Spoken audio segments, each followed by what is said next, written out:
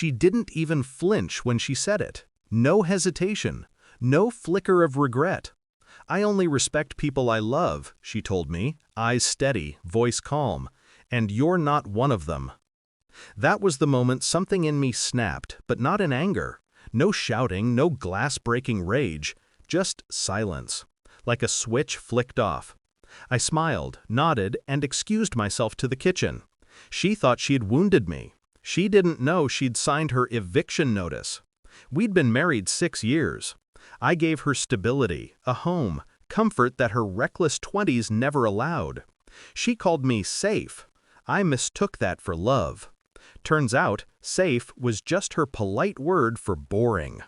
Looking back, the signs were everywhere. The way her phone flipped screen down when I entered the room. The new perfume I never bought. The nights she claimed she was too tired, though her energy seemed endless for others. But the real betrayal wasn't another man. It was contempt. She looked at me as though I were furniture. Useful, dependable, invisible. And I realized contempt is sharper than infidelity. It's the slow poison that rots a marriage from the inside out. I didn't confront her. Confrontation gives the other person power. Instead, I observed, listened, collected. Bank statements, call logs, password resets, all in silence. She thought I was retreating into work. In truth, I was building the architecture of her exit. The first piece I secured was the house, my name only. Mortgage, deed, utilities, all me. She contributed nothing, yet lived as if entitled. I let her believe that illusion. The second was her lifeline, the car. Registered under my name. Insurance, too.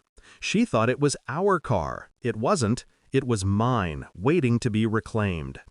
The third was her network of indulgences, subscriptions, credit cards, joint accounts, each tied, quietly, to me, like veins feeding her comfortable little life. She had no idea how dependent she was. She would learn. The plan came together like clockwork, methodical, unrushed. I waited until she was out with friends one evening. I packed her clothes into black suitcases, neat, folded, no malice in the act, just efficiency. Then I changed the locks. Every door, every spare key reset. A fortress against her return. Her phone buzzed on the counter. A text lit up. "When can I see you again?" From a number I didn't recognize. I didn't care to. The betrayal was already complete.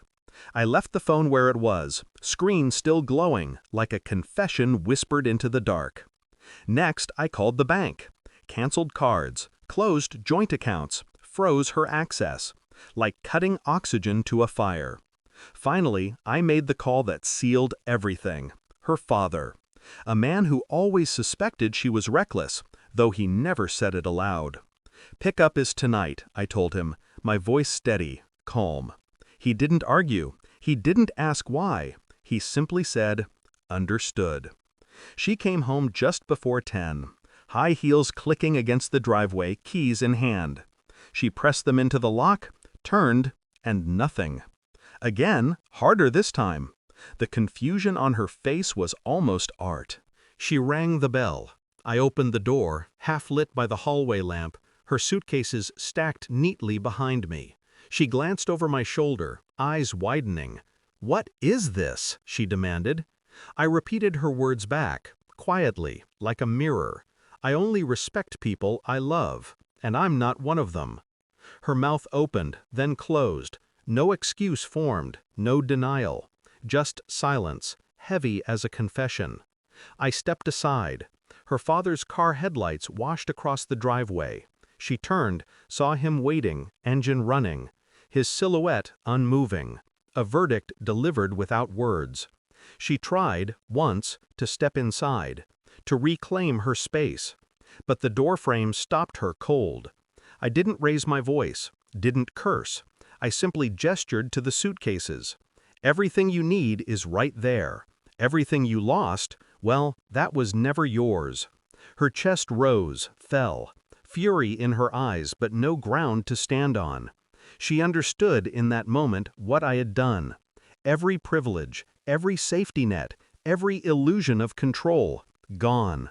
She whispered, almost pleading, "You can't do this."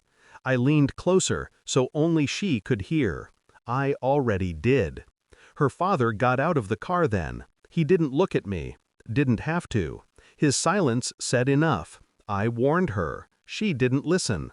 He opened the trunk. She dragged the suitcases across the porch, her heels scraping the wood, her pride shattering with each step. No one spoke. Not me, not him, not her. The door closed behind her with a soft click, the final punctuation.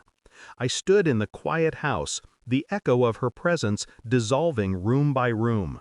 Some men would feel sorrow then, or rage. I felt neither, only clarity. Love is not ownership. Respect is not negotiable. She stripped me of both long before I stripped her of comfort. The truth is, revenge wasn't loud. It wasn't dramatic. It was precise. A surgeon's cut, not a butcher's hack. And in that silence, I realized something else. She had been right, in a way. Respect does belong only to those we love. And I finally loved myself enough to take mine back. When people ask where she went, I don't explain. I just say, she left. Which is true. I just made sure she had no choice. No police were called, no arguments dragged out, no begging, no tears. Just one quiet night where everything she thought she owned was returned to its rightful place.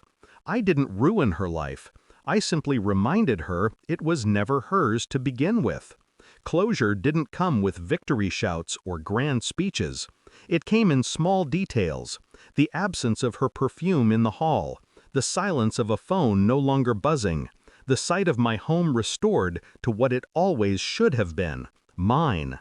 And when I lay in bed that night, the first night alone, I whispered to the ceiling, not to her, respect that.